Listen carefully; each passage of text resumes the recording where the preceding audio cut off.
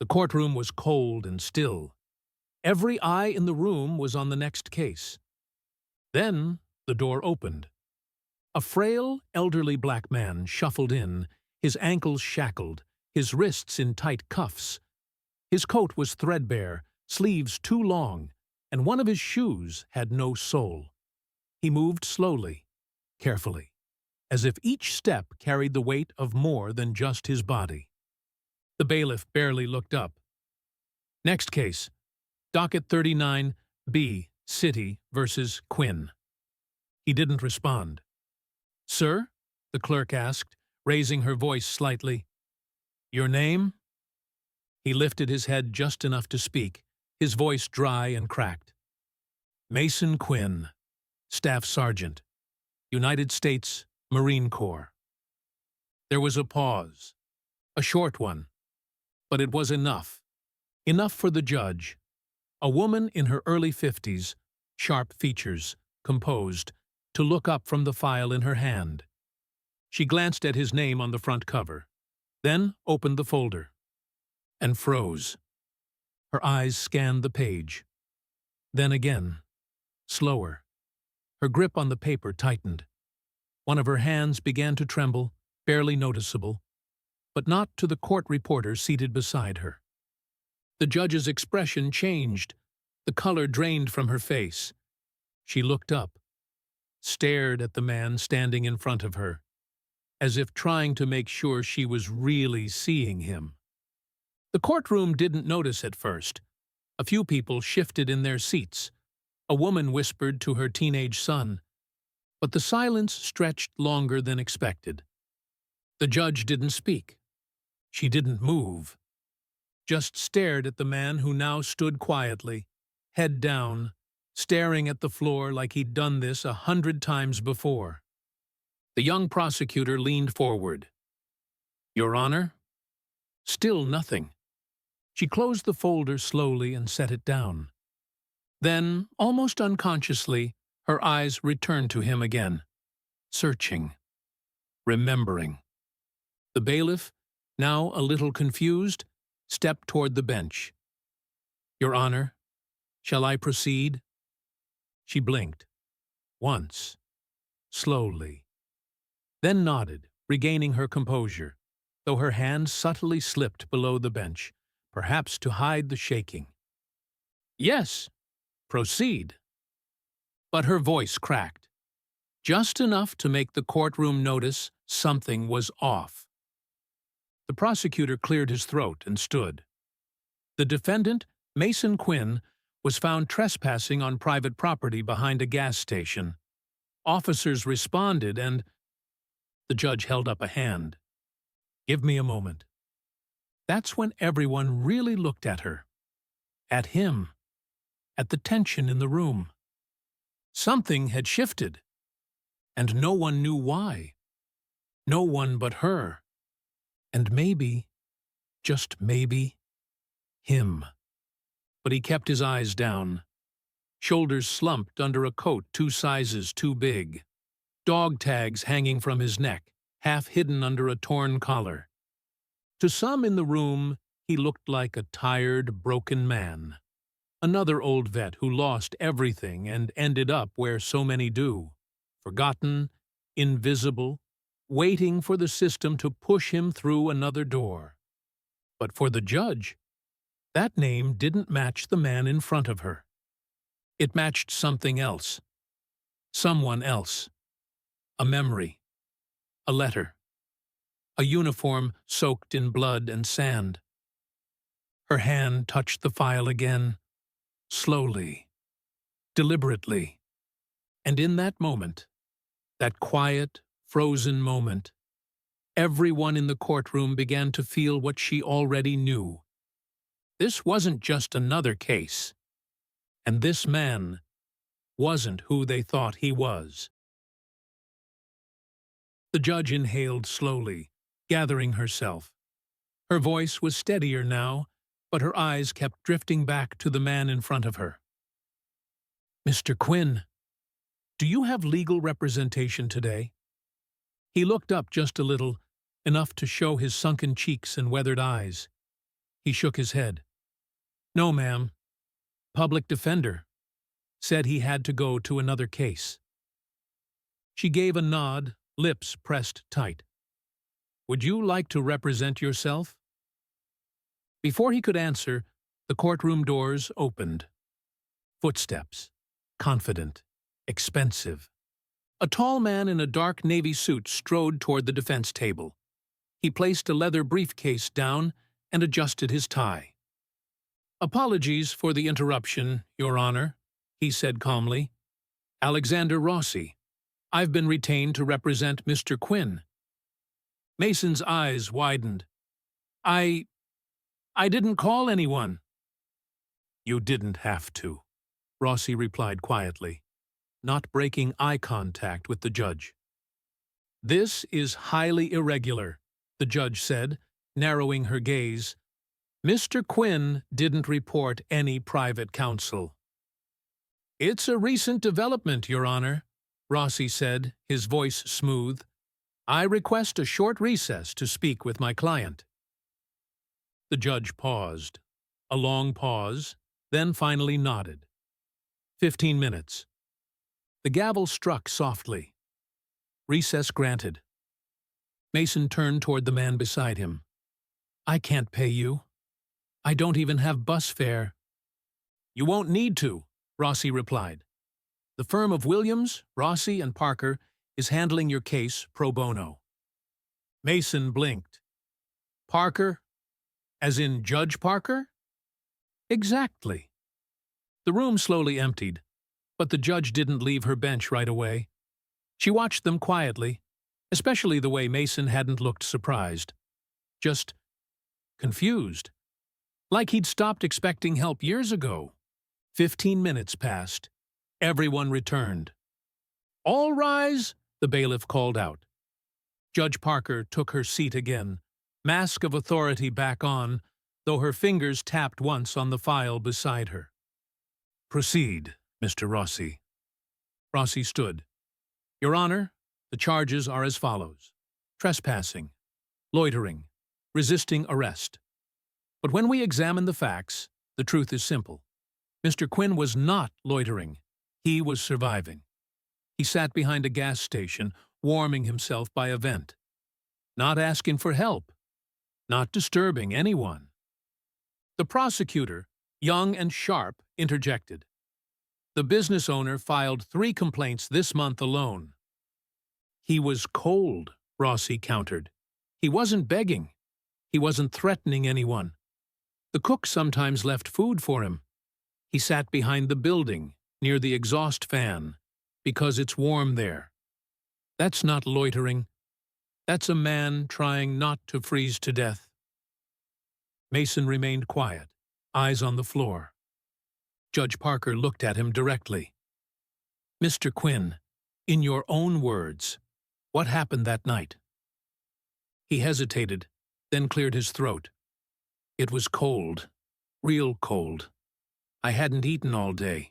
Jimmy, the cook, he's known me since he was a kid. Sometimes he leaves me food near the back door. I was finishing half a sandwich. I told the officer I'd leave in 5 minutes. Just 5. Did you resist arrest? She asked. He shook his head. Didn't even get to stand. I reached for my cane. He said I was grabbing something. Threw me down. Judge Parker's jaw tightened. The prosecutor pushed again. Your Honor, this is Mr. Quinn's 3rd citation this year. We recommend 40 hours of community service and a 30-day no trespass order from the downtown district. Mason's eyes lifted sharply. That no trespass would mean the shelter was off limits. No more meals at St. Luke's. No more warm beds at 4th Street Mission. It would mean being completely alone. Again, Rossi responded before the judge could. Your Honor, that order would effectively sentence him to freeze. The judge didn't respond right away. She looked at Mason again. Are you a veteran, Mr. Quinn? Yes, ma'am. United States Marine Corps. Staff Sergeant, 2nd Battalion, 8th Marines. Iraq. 2003 to 2006. Before that, Desert Storm. And before that, Vietnam. The courtroom went silent. No one expected that. Even the prosecutor lowered his eyes. The judge made a small mark in the file. She didn't speak, just looked at him for another long moment. Something in her face had changed again. Something deep. She set the folder down gently. "Let's continue," she said, but her voice was softer now. And Mason Quinn sat back down, still in cuffs, still shackled. But something in the room had shifted, and everyone felt it. Rossi stood up again, this time a little slower, like he knew the weight of what he was about to say needed space. "Your Honor, before we continue, I'd like to place something on the record." Judge Parker gave a subtle nod. "My client is not just a man without a home. He's not just another name on a docket. He's a decorated Marine, with multiple tours in combat zones most of us only read about. But when he came back, the country he served forgot him." He turned toward the gallery, scanning faces. His wife left during deployment. His benefits got lost in red tape. He worked construction until his injuries caught up. And when he finally asked for help, the system gave him citations. Not care, arrests, not housing. The prosecutor shifted, arms crossed but didn't interrupt. Rossi continued, voice calm but firm. "And what's worse, he was arrested for simply sitting behind a building. Not stealing, not fighting, just sitting, warming himself." Judge Parker folded her hands. Mason spoke quietly, almost to himself, but loud enough. "I didn't want no trouble. I just didn't want to die cold." There was a long pause in the room. "You didn't resist arrest?" the judge asked. Mason shook his head. "I asked for 5 minutes. He shoved me to the ground before I could finish the sentence." "Did you raise your voice?" "No, ma'am. I was just tired. Been tired for years." The judge nodded once, almost to herself. The prosecutor finally spoke. "With respect, Your Honor, we are not debating his life history. We are addressing his conduct." "But conduct," Rossi cut in, "doesn't happen in a vacuum." Judge Parker held up a hand. "I've heard enough on that point." She turned to Mason again. "You said the officer shoved you to the ground. Did you sustain any injuries?" "I've had a bad shoulder since Iraq. Landed hard on it. Still hurts. But I didn't complain." "Why not?" He hesitated. "When you look like me, complaining just makes it worse." The courtroom fell silent again. Those 5 words held decades of history. Centuries, even. "When you look like me," Rossi leaned forward. "Your Honor, my client didn't just serve his country. He risked his life for it. But as a black man, he returned to a country that still sees him as a threat, even when all he wanted was to finish a half-eaten sandwich in peace." One of the jurors in the gallery, an older woman in a cardigan, wiped her eyes quietly. Judge Parker exhaled slowly. "And your military records?" she asked. Mason nodded. "Served in Fallujah. Got a Silver Star. I don't talk about it much." "You shouldn't have to," she said, almost under her breath. Rossi continued.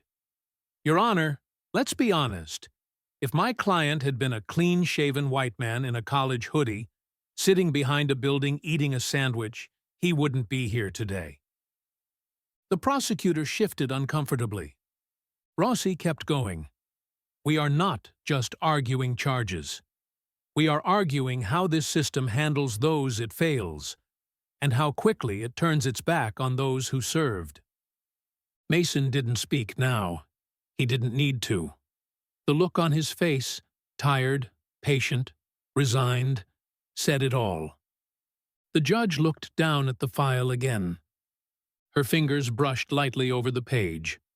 Her lips pressed together, thinking, remembering.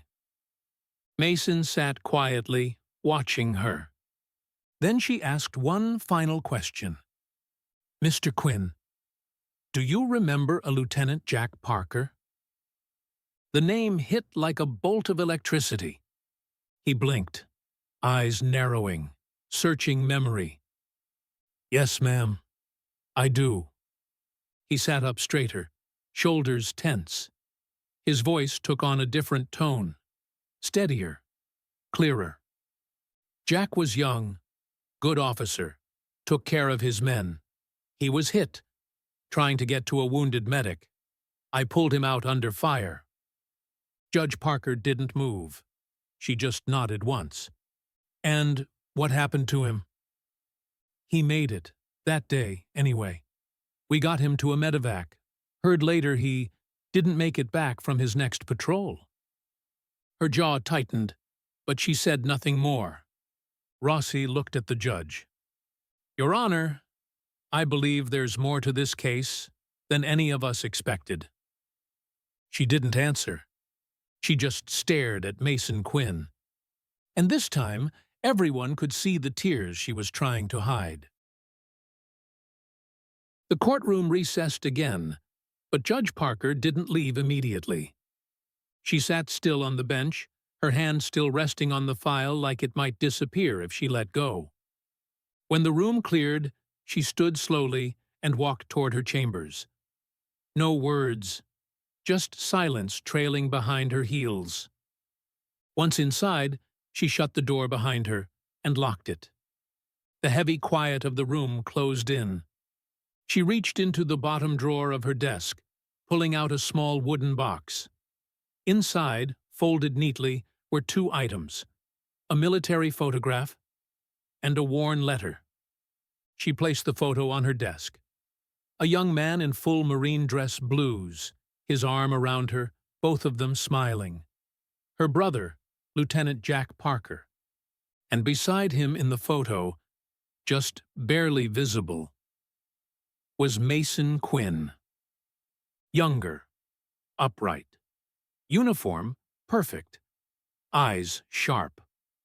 Her breath caught as she looked at it again, like she had 100 times over the years. Then she picked up the letter. The paper was soft from decades of reading, corners worn. She unfolded it and read the words like she had memorized them. "If it wasn't for Staff Sergeant Quinn, none of us would have made it out. He ran through fire to reach a fallen Marine, then covered us until we evacuated the wounded." She blinked away the moisture building in her eyes. That letter had arrived just 2 weeks before her brother was killed in action. And the man who wrote it, the one her brother had praised, was now sitting in her courtroom, in cuffs, in silence, with no one remembering what he had done. Until now. A soft knock at the door broke her trance. It opened gently, revealing Alexander Rossi. He stepped inside and closed the door behind him. "Olivia," he said gently, one of the few people who ever called her by name inside these walls. She didn't turn around, just pointed toward the desk. "It's him," she whispered.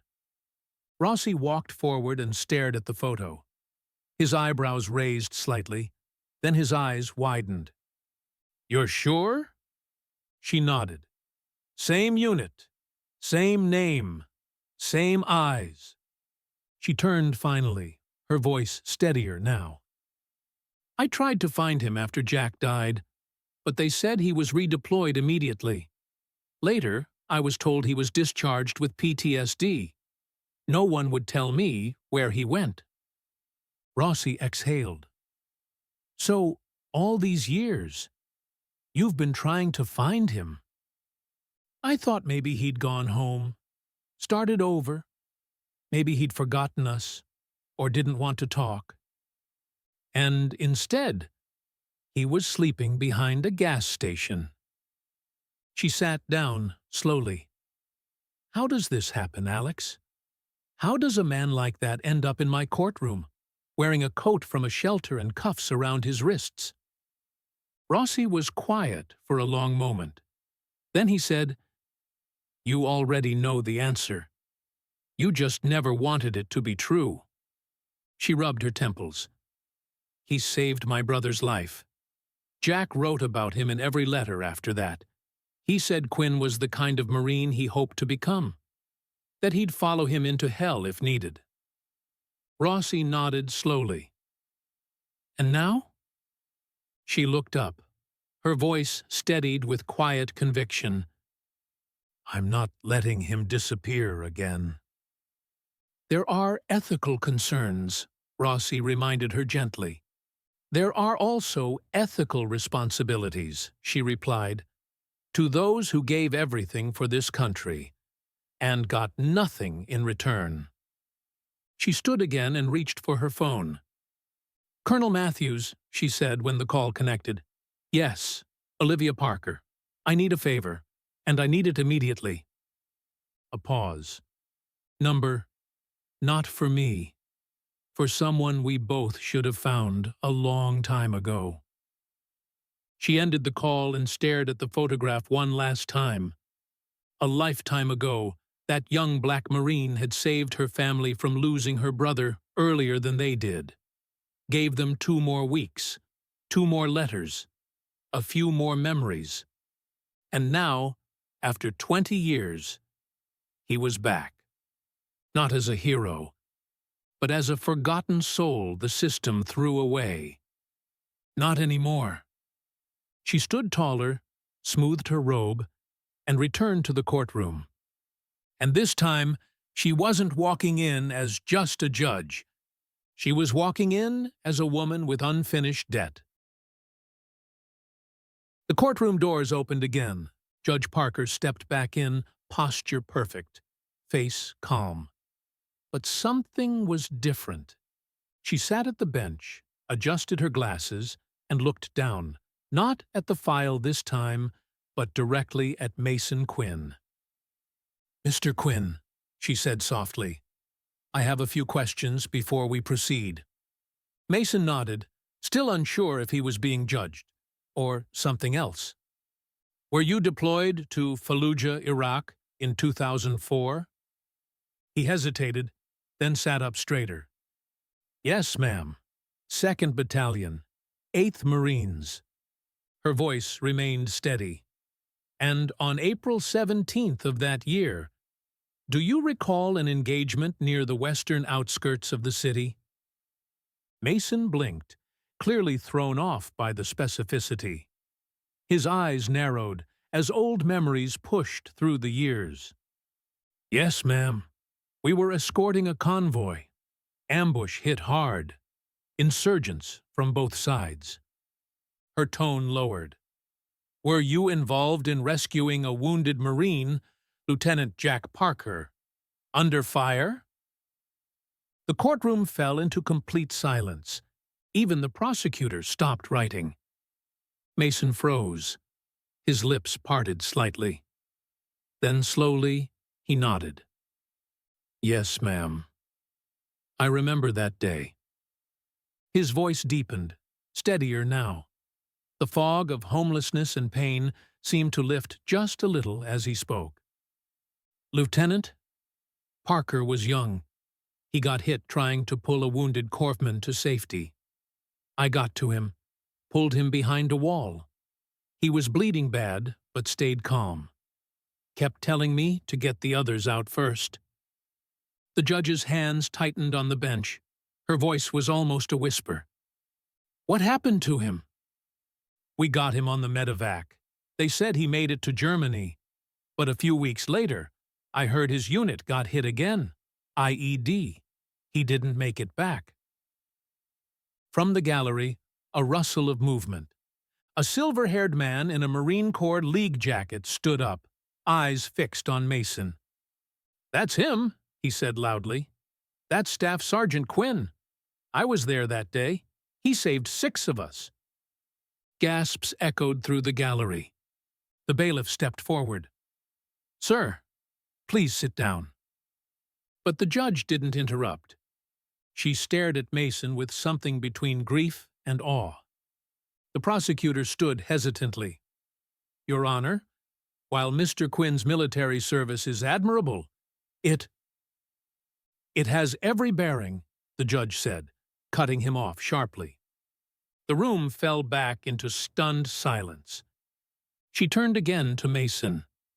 "Did you receive recognition for that day?" He shook his head. "Silver Star. They mailed it to my unit. I didn't go to any ceremony." "Why not?" He shrugged. "Was deployed again 2 weeks later.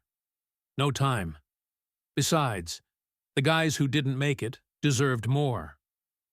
The judge leaned back slightly, inhaling slow. Then she stood.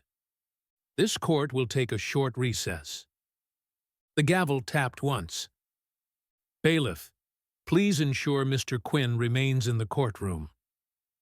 The judge stepped away from the bench, but before disappearing through the door, she turned back, eyes meeting Mason's for a long, silent moment. "We have matters to discuss beyond these charges." And then she was gone. Mason exhaled, shoulders slumping again. His lawyer leaned over. "You okay?" "I don't know what's happening," Mason muttered, "but something's changing." From the gallery, the older Marine who had spoken earlier approached slowly. The bailiff stepped between them, but the man just nodded toward Mason. "You saved my life. You don't remember, but I never forgot." Mason looked at him, confused. "You were already hit. Still got us out. I was 21. You dragged me behind a truck and laid covering fire. We never got to thank you." Mason swallowed hard. I was just doing my job." The Marine smiled sadly. "That's what heroes always say." In the gallery, more people whispered.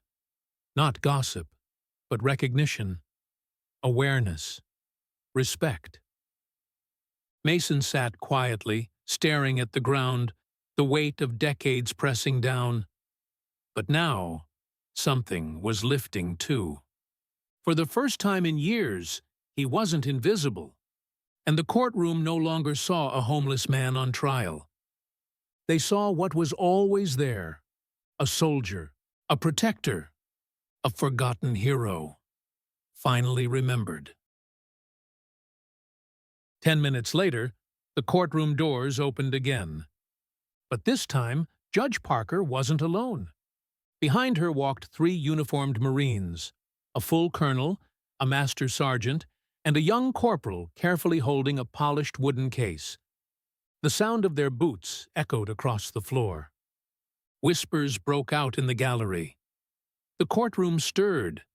Something was happening. Something big. Mason Quinn didn't move. Not until he saw the uniforms. Then, as if by reflex, he stood, slowly, painfully, shoulders back, spine straight. The years fell away from his posture, if not his body.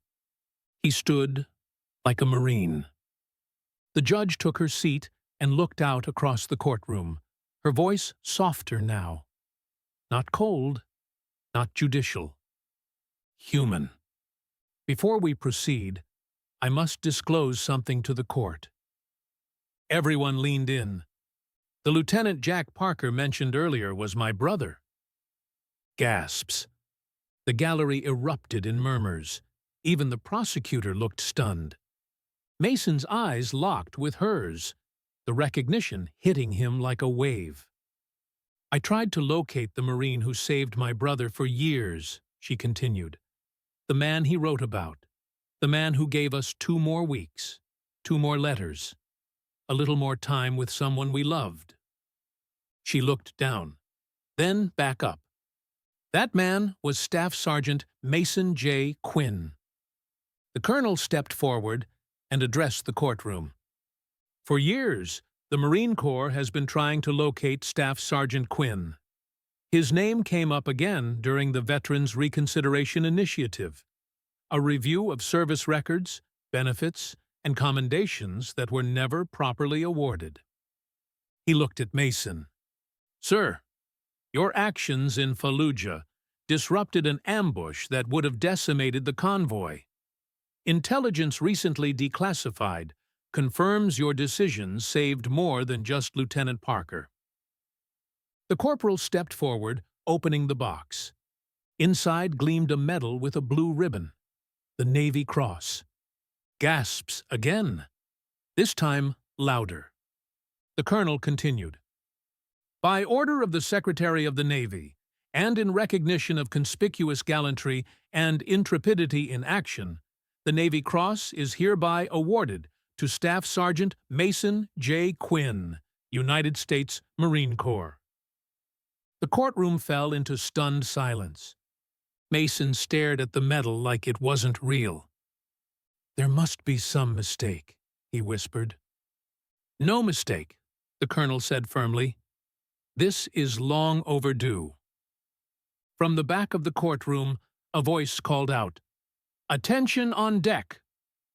One by one, men and women stood, civilians, veterans, strangers, rising to their feet. The silver-haired Marine was already at attention, eyes straight ahead, hand raised in salute. Even the prosecutor stood, caught between courtroom protocol and basic human decency. Mason didn't cry. He couldn't. But something in him cracked. Not with weakness, but with release.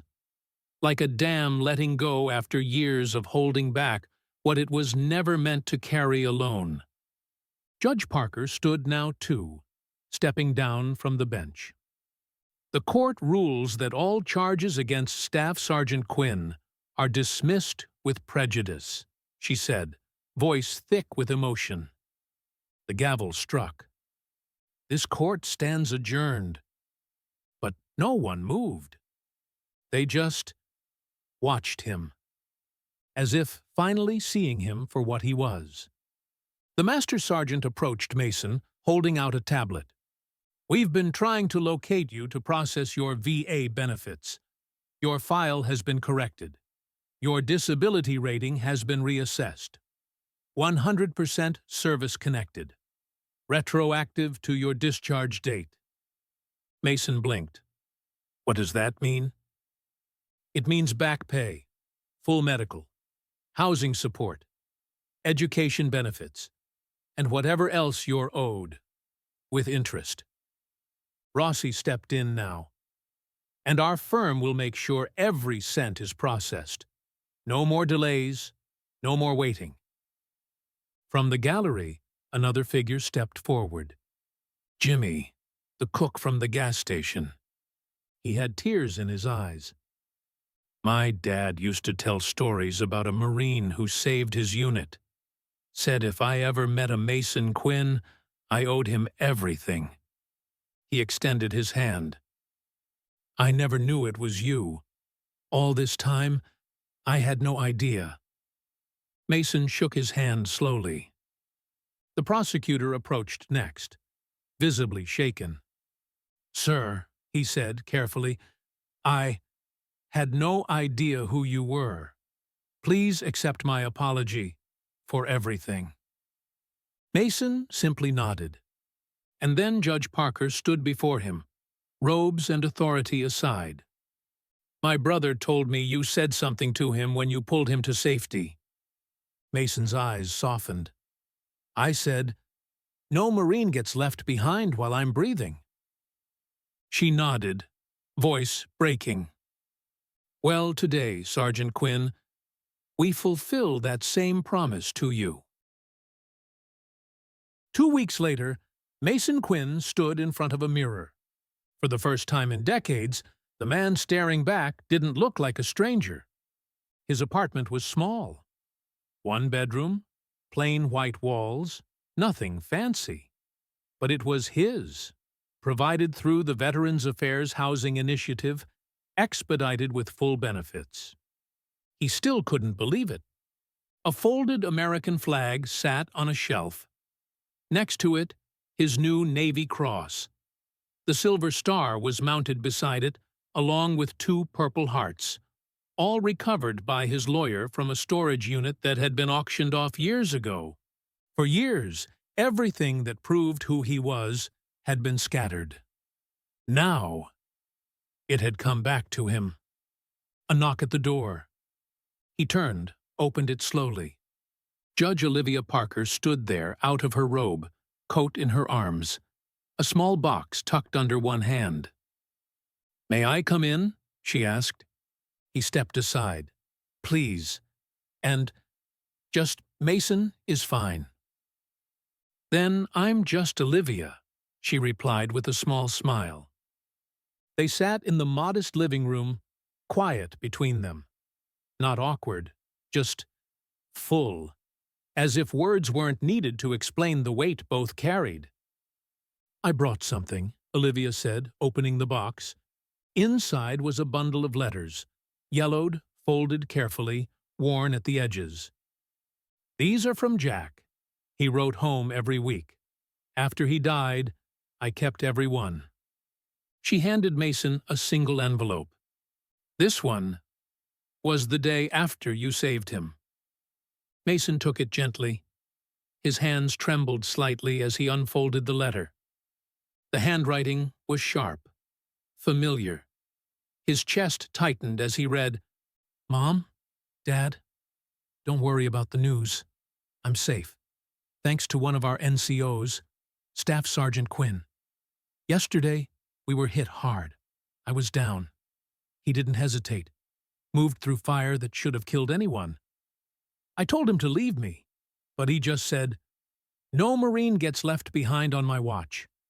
I want to be like him someday.'" Mason's voice caught. "He was a good officer," he said finally.